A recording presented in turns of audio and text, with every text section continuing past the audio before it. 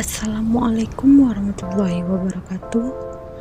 Bertemu lagi dengan saya Sarah Aftafiah dengan NIM 1930103084. Kali ini kita akan membahas sedikit mengenai akreditasi sekolah atau madrasah. Baik, sebelum kita membahas apa itu akreditasi, alangkah baiknya teman-teman semua subscribe, like, and comment ya, jangan lupa. Baik, langsung saja masuk kepada indikator pertama, yaitu mengenai pengertian akreditasi. Akreditasi berdasarkan Undang-Undang Nomor 20 Tahun 2003 tentang Sistem Pendidikan Nasional Pasal 1 Ayat 22 menjelaskan bahwasanya proses penilaian secara komprehensif terhadap kelayakan satuan atau program pendidikan yang hasilnya diwujudkan dalam bentuk pengakuan dan peringkat kelayakan dalam bentuk yang diterbitkan oleh suatu sistem lembaga yang mandiri dan profesional. Adapun menurut Permendikbud Nomor 13 Tahun 2018 tentang Badan Akreditasi Nasional Sekolah atau Madrasah dan Badan Akreditasi Nasional Pendidikan Anak Usia Dini dan Pendidikan Nonformal Pasal 1 bahwa akreditasi merupakan suatu kegiatan penilaian kelayakan satuan pendidikan dasar dan pendidikan menengah serta satuan pendidikan anak usia dini dan pendidikan nonformal berdasarkan kriteria yang telah ditetapkan untuk memberikan penjaminan mutu pendidikan. Di sini, akreditasi juga sebagai bagian dari proses penjaminan mutu pendidikan. Maksudnya, akreditasi merupakan salah satu indikator keberhasilan proses pembelajaran di sekolah atau madrasah. Akreditasi dilaksanakan oleh BAN SM atau Badan Akreditasi Nasional Sekolah atau Madrasah yang pada akhirnya akan memberikan status akreditasi sekolah atau madrasah berdasarkan penilaian akhir asesor. Menurut Permendikbud Nomor 13 Tahun 2018 Pasal 18 Ayat 1, status akreditasi satuan pendidikan terdiri atas terakreditasi dan tidak terakreditasi. Pada ayat 2 disebutkan peringkat terakreditasi satuan pendidikan terdiri atas terakreditasi A atau disebut juga dengan unggul, yang kedua terakreditasi B atau baik, dan yang ketiga terakreditasi C atau cukup. Adapun pada ayat 6 dinyatakan bahwa satuan pendidikan yang dinyatakan tidak terakreditasi diberikan rekomendasi dalam bentuk pembinaan, penggabungan, dan penutupan satuan pendidikan. Adapun poin B yaitu tujuan akreditasi.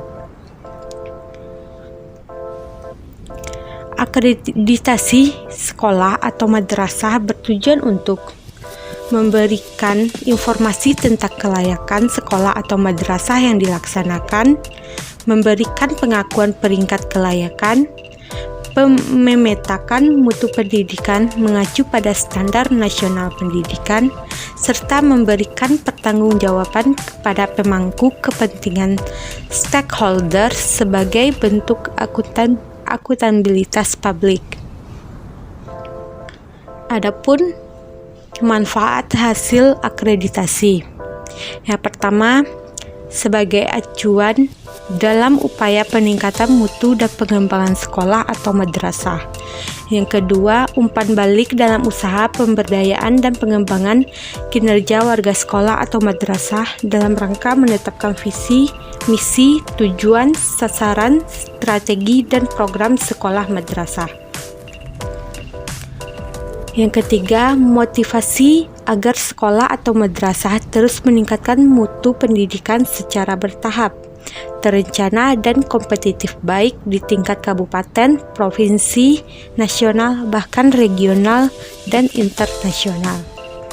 Yang keempat, informasi dan rekomendasi pemerintah daerah, yayasan atau lembaga pendidikan, maupun komite sekolah atau madrasah dalam rangka perbaikan mutu sekolah. Yang indikator ke-D yaitu fungsi akreditasi. Yang pertama, pengetahuan. Maksudnya, informasi bagi semua pihak tentang kelayakan sekolah atau madrasah dilihat dari berbagai unsur terkait yang mengacu pada standar nasional pendidikan. Yang kedua, akuntabilitas, yaitu bentuk pertanggungjawaban sekolah atau madrasah kepada publik apakah layanan yang dilakukan dan diberikan oleh sekolah atau madrasah telah memenuhi harapan atau keinginan masyarakat. Yang ketiga, fungsinya yaitu pembinaan dan pengembangan. Maksudnya, dasar bagi sekolah atau madrasah, pemerintah, dan masyarakat dalam upaya meningkatkan atau mengembangkan mutu sekolah atau madrasah. Syarat-syarat untuk sekolah dapat mendaftar akreditasi. Yang pertama, tersedianya komponen penyelenggaraan pendidikan dan pengajaran pada satuan pendidikan seperti kepala madrasah, tenaga pendidik, dan kependidikan yang terdiri dari sekurang-kurangnya guru setiap kelas, guru untuk masing-masing mata pelajaran bagi madrasah aliyah. Selanjutnya, sekurang-kurangnya siswa 10 orang setiap tingkatan. Dan kurikulum yang diterapkan sudah ada. Ruang, lingkup, buku belajar, peralatan, dan media pendidikan yang diperlukan. Adapun sumber dana tetapnya. Yang kedua, penyelenggaraan pendidikan baik dari pemerintah maupun dari masyarakat.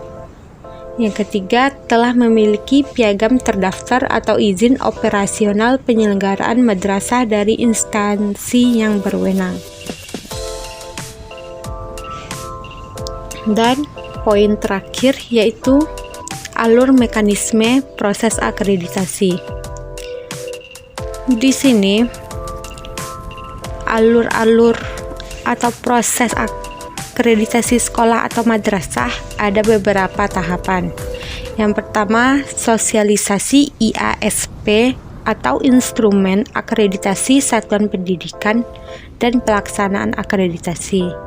Yang kedua, asesmen kecukupan sasaran akreditasi. Yang ketiga, visitasi ke sekolah atau madrasah. Yang keempat, validasi proses dan hasil visitasi. Yang kelima, verifikasi hasil validasi dan penyusunan rekomendasi. Yang keenam, penetapan hasil dan rekomendasi akreditasi. Yang ketujuh, pengumuman hasil akreditasi. Yang kedelapan, penertiban sertifikat akreditasi dan rekomendasi. Serta yang terakhir, mekanisme akreditasi satuan pendidikan kerja sama. Mungkin sekian penjelasan kali ini mengenai akreditasi. Terima kasih. Assalamualaikum warahmatullahi wabarakatuh.